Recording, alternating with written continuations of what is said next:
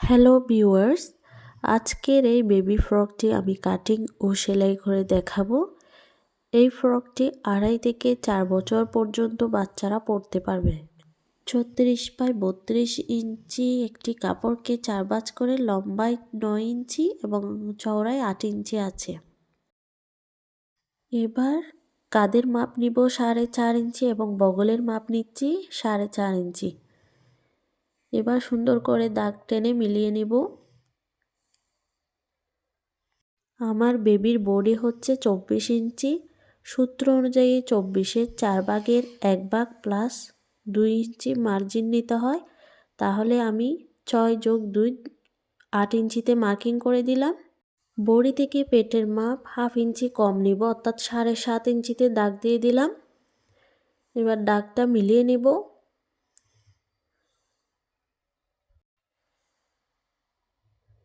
এবার গলার চওড়া দিব 2 ইঞ্চি এবং লম্বা 3 ইঞ্চি নিয়ে নিব। রাউন্ড করে শেপ করে দিচ্ছি।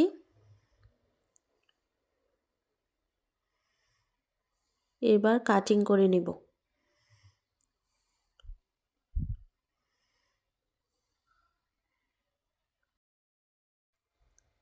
কাঁধের এখানে আটকানো ছিল, সেটা কেটে দিব। এবারে কাটিং করার পর আমার দুটা পার্ট বের হয়ে যাবে, একটা সামনে পার্ট আর একটা পিছনের পার্ট। এখন পিছন পার্টে 2 ইঞ্চি বোতামের জন্য মার্কিং করে কেটে নিব। এখানে বোতাম বসবে যাতে গলা সহজে ঢুকানো যায়, পরতে বাচ্চার সমস্যা না হয়। এরপরে একটা পট্টি নিয়ে নিলাম, লম্বা 3 ইঞ্চি এবং চওড়ায় আছে 2 ইঞ্চি।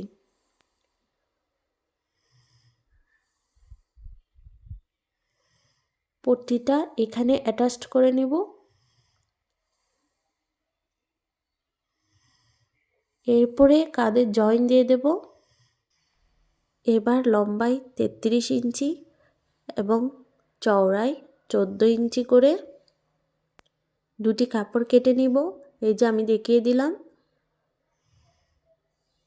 এবার এটাকে ছোট ছোট করে কুচি দিয়ে নিব এবং নিচের অংশ এভাবে ফোল্ড করে সেলাই করে নিব। এই যে আমার দুটি পার্টই বের হয়ে গেছে।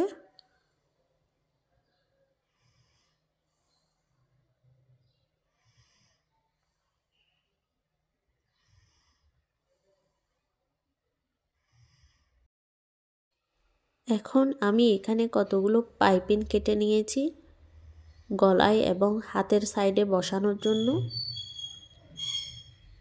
এই যে আমি দেখিয়ে দিচ্ছি পাইপিংগুলো কিভাবে কেটে নিয়েছি। 1 ইঞ্চি পরিমাণ মাপ নিয়ে কোনাকুনিভাবে এভাবে কেটে নিতে হবে। পাইপিংয়ের কাপড় সবসময় কোনাকুনি করে কেটে নিতে হয়।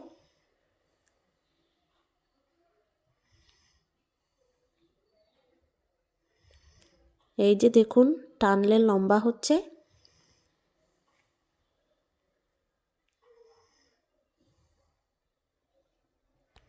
এইবারে 36 ইঞ্চি লম্বা এবং 5 ইঞ্চি চওড়া দুটি কাপড় নিব। এই যে দেখিয়ে দিচ্ছি।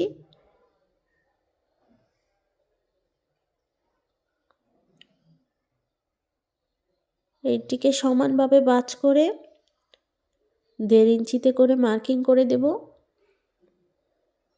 তারপর কেটে নিব। নিচের দিকে এভাবে ফোল্ড করে সেলাই করে নিব এবং কুচি দিয়ে নিব। এবারে লম্বায় 18 ইঞ্চি এবং চওড়ায় 3 ইঞ্চি করে দুটি কাপড় কেটে নিব।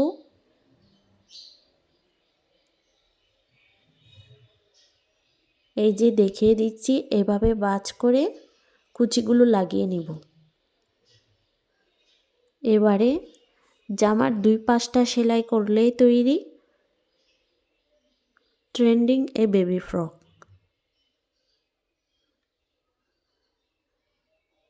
এই যে আমার ফ্রকটি রেডি হয়ে গেছে।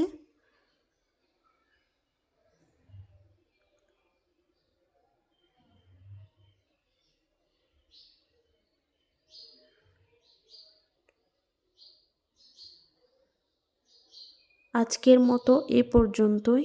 ধন্যবাদ। একটা লাইক করে দিবেন।